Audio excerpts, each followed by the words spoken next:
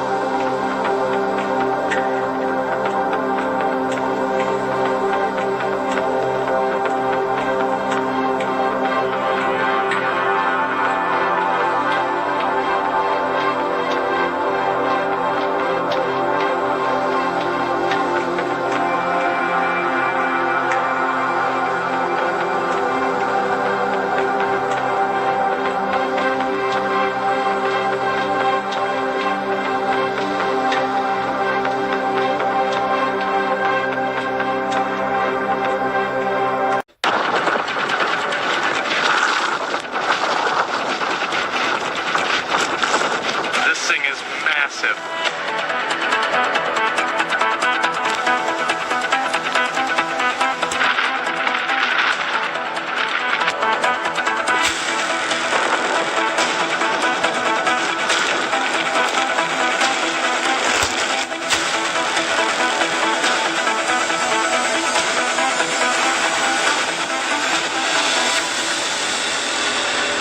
I never thought we'd say we lit the family farm on fire, but here we are.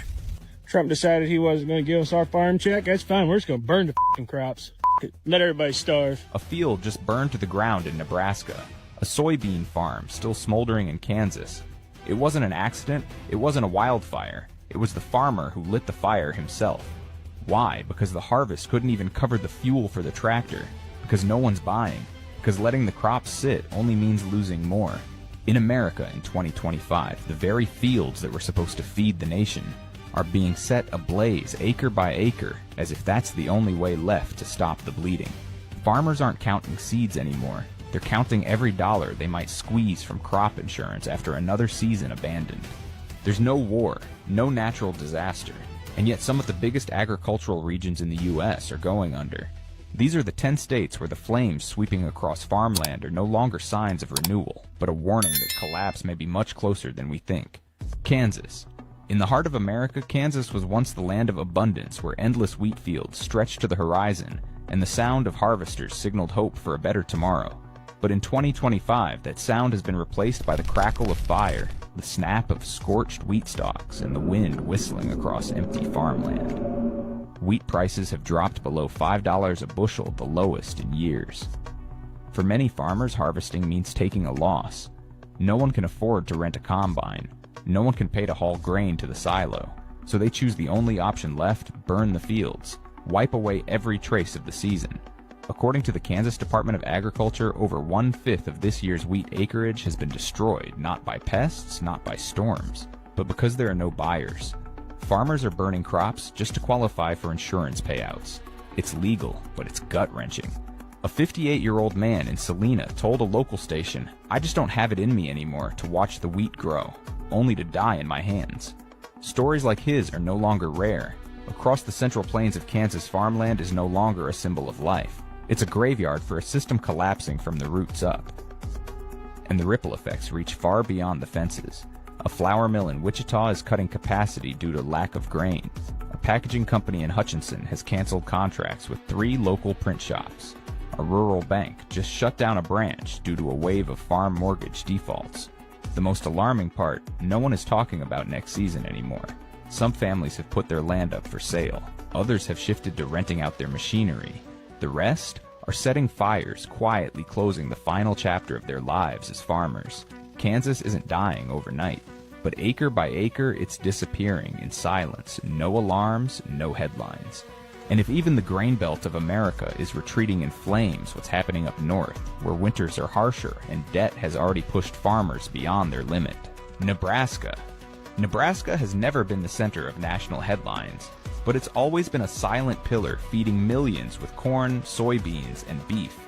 In 2025, that silence remains, but it carries a different tone now, one of exhaustion, helplessness. and the quiet collapse of farms no one knows how to save. Since the beginning of the year, grain co-ops across the state have reported record-high inventories. Farmers can't sell their corn, and they can't afford to hire workers to harvest it. Many have left their fields untouched, but some have done the unthinkable, setting fire to them, not to prepare for a new season, but to cut maintenance costs and qualify for a small crop insurance payout. This is no longer an isolated phenomenon.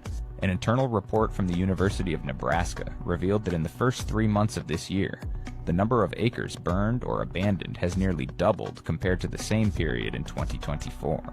Videos posted online show flames ripping through unharvested cornfields as if farmers are erasing the very traces of the work they once believed in. In Grand Island, a farm that won Farm of the Year back in 2019 now sits in ruins. Just a few rusted tractors and a crooked fence remain. The owner lost 2 straight corn seasons buried in bank debt and is now trying to sell the land for less than what he put into it. When asked why he didn't hold out for one more harvest, he simply said, "I can't let my son grow up surrounded by the rubble of my hope." Behind every scorched field is a ripple effect. A feed mill in Kearney has cut its workforce by 20%. A corn drying and storage company in Columbus has shut down operations entirely due to lack of supply. In small towns, people are beginning to see it clearly. When the land stops producing, everything else starts to rot with it. No one ever imagined Nebraska would become a symbol of the downfall of American agriculture. But this land, once considered the most stable, is now proving a harsh truth. When supply chains stall and buyers disappear, even the strongest ground can turn to ash.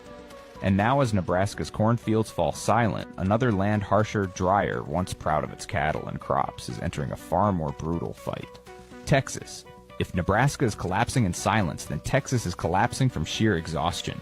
Once a proud land of cornfields, hay bales, and the largest cattle industry in the country, Texas now finds itself caught in a brutal spiral, erratic rains, sudden floods, soaring input costs, and worst of all, a farm market that simply isn't responding. Across South and West Texas, ranchers have been forced to burn off pastures once used to feed their cattle just to avoid the rising costs of upkeep.